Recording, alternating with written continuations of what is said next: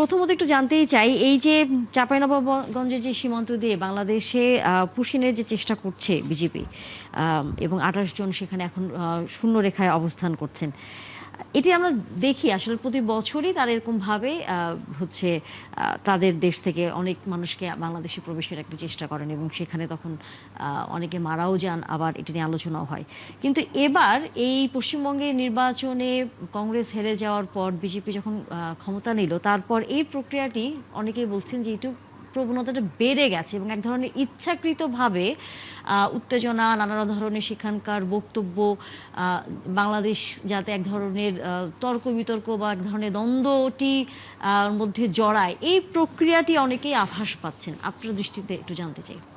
বিশেষ করে পশ্চিমবঙ্গে যে বিধানসভা নির্বাচনটি হলো, সেখানে যখন কংগ্রেস হেরে গেল, তৃণমূল কংগ্রেস হেরে গেল এবং সেখানে বিজেপির ক্ষমতায় আসার পর থেকেই আমরা ধরে নিচ্ছি যে বাংলাদেশ এবং পশ্চিমবঙ্গ এবং ভারতের সীমান্তে বিশৃঙ্খল পরিস্থিতি তৈরি হবে। সেক্ষেত্রে কয়েকটা বিষয়কে প্রাধান্য দেওয়া যেতে পারে। একটা হলো যে তারা এক ধরনের পুশব্যাক করবে, মানুষজনদেরকে নাগরিকত্ব আইনের বেড়াজালে ফেলে এদেরকে বাংলাদেশি তকমা দিয়ে বাংলাদেশে অনুপ্রবেশের একটা প্রচেষ্টা তাদের থাকবে।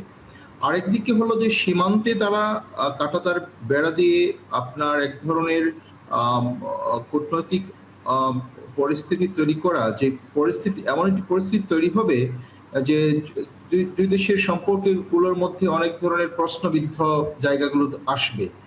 যেমন ধরুন, কাঁটাতারের বেড়ায় বিষয় না, কিন্তু আমাদের যে সেটেলমেন্ট আছে বাংলাদেশ এবং ভারতের মধ্যে সীমান্তের যে সেটেলমেন্ট, যেটা 1947 সালে হয়েছে, সেই সেটেলমেন্টের বাইরে গিয়ে বিজেপি সরকার বেশ কিছু আগ্রাসী ভূমিকা নিতে পারে এবং সেক্ষেত্রেই বাংলাদেশের সাথে ভারতের সম্পর্কটা অনেক বেশি টানাপোড়েনের মধ্যে পড়বে। আরেকটি দিক আপনারা দেখবেন যে ভারতবর্ষের যে রাজনৈতিক চরিত্র এবং ভারতবর্ষের যে অভ্যন্তরীণ রাজনৈতিক হিন্দুত্ববাদের বিকাশটা হয়েছে, সেটার মধ্য দিয়ে কিন্তু এক ধরনের ভারতীয় রাজনৈতিক সংস্কৃতির মধ্যে এক ধরনের পরিবর্তন এসেছে। ভারত আসলে এই ধরনের অহিংস ভারত ছিল না, ভারত ছিল একটা সেকুলার রাষ্ট্র। সেই সেকুলার রাষ্ট্রটি ধীরে ধীরে কিন্তু আপনার একটি হিন্দুত্ববাদী রাষ্ট্রের মধ্যে রূপান্তরিত হওয়ার প্রেক্ষাপটে ভারতবর্ষ এবং ভারত তার প্রতিবেশী রাষ্ট্রগুলোর সাথে এক ধরনের সুসম্পর্ক মেনটেন করতে পারছে না।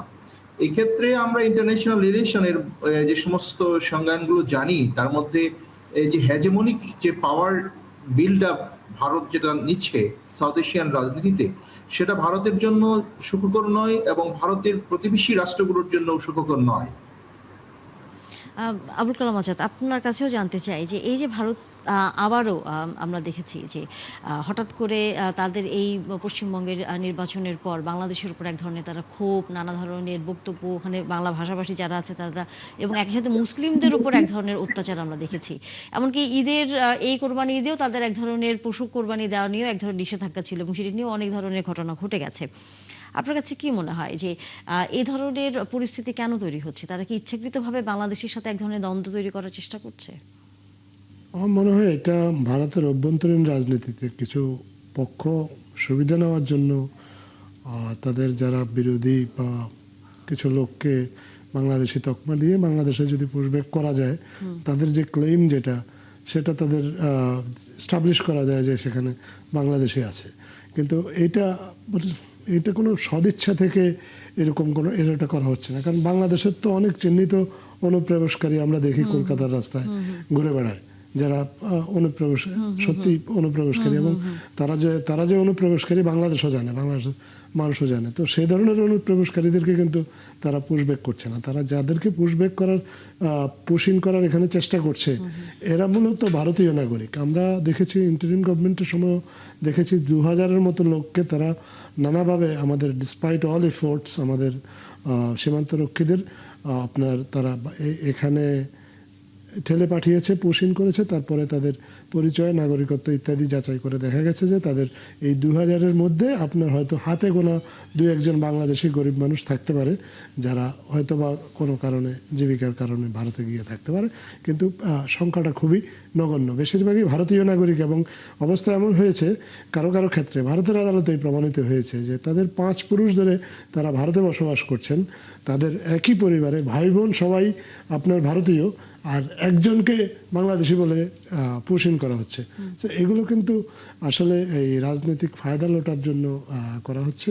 এগুলোর কোনো আসলে বাস্তব কোনো ভিত্তি নেই যে বাংলাদেশি অনুপ্রবেশকারীরা বা ভারতে গিয়ে ইয়ে করছে। আর তাছাড়া ভারত এমন কোনো লোভনীয় দেশও নয় যে বাংলাদেশের মানুষ জীবিকার সন্ধানে ভারতেই যাবে।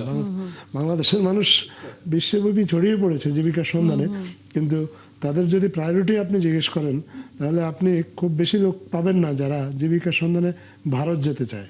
সো এটা পুরোপুরি রাজনীতিক, এবং আমার মনে হয় যে এইটাকে বাংলাদেশকে আসলে রাজনৈতিকভাবে মোকাবেলা করতে হবে, এবং আমাদের সীমান্তরক্ষী যারা আছেন তাদেরকে আরও সতর্কভাবে এটাকে ডিল করতে হবে। আব্দুল বারী হেলাল, একই সাথে আমরা দেখেছি যে সেখানকার সাবেক মুখ্যমন্ত্রী মমতা ব্যানার্জি তিনি ওসমান হাদিকে মেরে ফেলার যে প্রক্রিয়ার মধ্যে উনি একটা মন্তব্য করেছেন যে সে দেশের স্বরাষ্ট্রমন্ত্রীকে অমিত শাহকে তিনি অনেকটা হচ্ছে এই ক্ষেত্রে জড়িয়ে একটি মন্তব্য করেছেন। এরপরে আমরা আবার দেখেছি যে বাংলাদেশ থেকেও হচ্ছে ইনকলাব মঞ্চ এবং অনেকেই কিন্তু ওসমান হাদি যারা খুনি সেখানে আছেন আটকা, তাদেরকে দেশে ফিরিয়ে আনার প্রক্রিয়ার ক্ষেত্রে সরকারের কাছে আবারও এক ধরনের দাবি জানিয়েছেন। এই খুনিদেরকে ফিরিয়ে আনার প্রক্রিয়াটি কেন এখনো আটকে আছে? না, হাদি হত্যার যে আসামিরা ধরা পড়েছে ভারতে, তাদেরকে আনার প্রক্রিয়া চলছে। বাংলাদেশের সাথে এক্সট্রাডিশন একটা এখন আছে কিনা আছে, আর টিটিটা যদি থাকে তাহলে অবশ্যই একে ফিরিয়ে আনা যাবে। আর আমরা যেটা শুনছি এখন আপনাদের বক্তব্য অনুযায়ী, আমার বক্তব্য হলো, দেখেন আমাদের দেশ আর ভারত পাশাপাশি একটা দেশ। পৃথিবীর এমন কোনো দেশ নেই যে সীমান্তে এই সমস্যা নেই, এমন কোনো দেশ নেই। এর থেকেও মারাত্মক অবস্থা আছে। আমাদের দেশের সীমান্তে যেমন গুলিগোলা হয়, আমাদের অধিবাসীদের মেরে ফেলছে, কিন্তু এই যে পুশ ইন যেটা মানে আমাদেরকে ঠেলে দিচ্ছে, ওদের নাগরিক বলছে যে ওরা ভারতীয় নাগরিক না।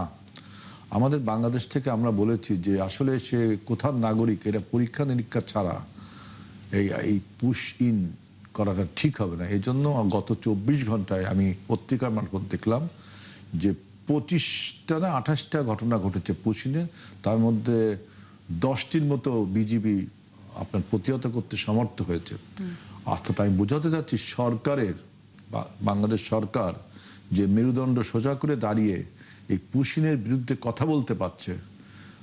এবং আপনি তো ইচ্ছা করলে আপনি টোটাল সীমান্তে আমাদের যে বিজিবির নজরদারি, সেখানে আমরা 10টি কেস ধরতে পেরেছি।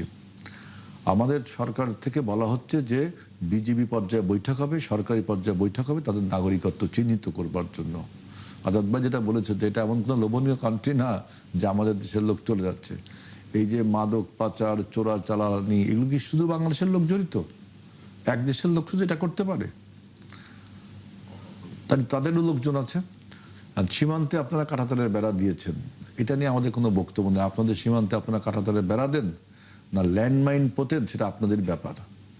2 কোরিয়ার সীমান্তে তো ল্যান্ডমাইন পুঁতে দিছে।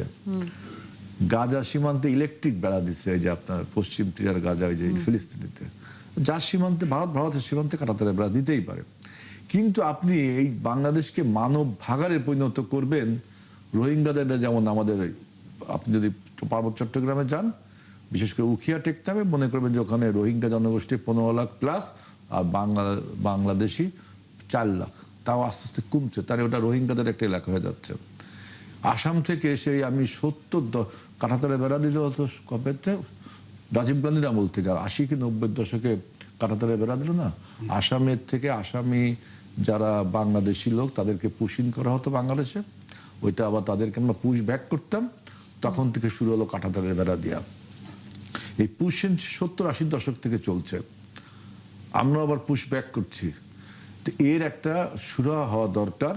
বর্তমান সরকার যেটা করতে পারে যে বিজিবির আর বিএসএফ এর মধ্যে বৈঠকে আপনার চিহ্নিত হবে নাগরিকত্ব, বা বাংলাদেশ সরকারও কূটনীতিক বার্তা পাঠিয়েছে যে এইভাবে অবৈধভাবে পুশ ইন করা ঠিক হবে না, আমরা মেনে নেব না। ঠিক হবে নাকি আমরা মেনে নেব না। তাহলে তারা তো কি কোনো জবাব দিয়েছে? না, এখনো জবাব টবাব পাওয়া যায়নি, কিন্তু আমরা প্রতিহত করছি। পুশিনগুলো 4000 কিলোমিটার সীমান্ত, তাই না? 4000 কিলোমিটার, 4000 কিলোমিটার সীমান্ত বিজিবি যতটা ধরতে পারে।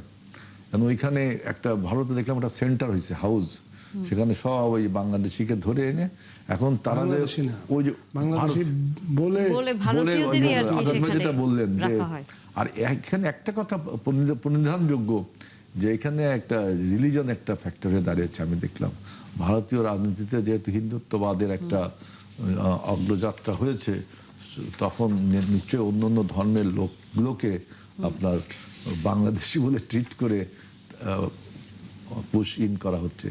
এটা ঠিক হচ্ছে না। এটা তো বাংলাদেশ এখানে সরকার আপনারা যথাযথ মানে পদক্ষেপ বর্তমান নেবে। সরকারের কঠোর অবস্থানে কঠোর আছে আপনি অবস্থা- বলছিলেন, এবং যেহেতু চিঠি দিয়েছেন, দেখা যাক, আমরা অপেক্ষা করি তারা কি এর উত্তর দেয়।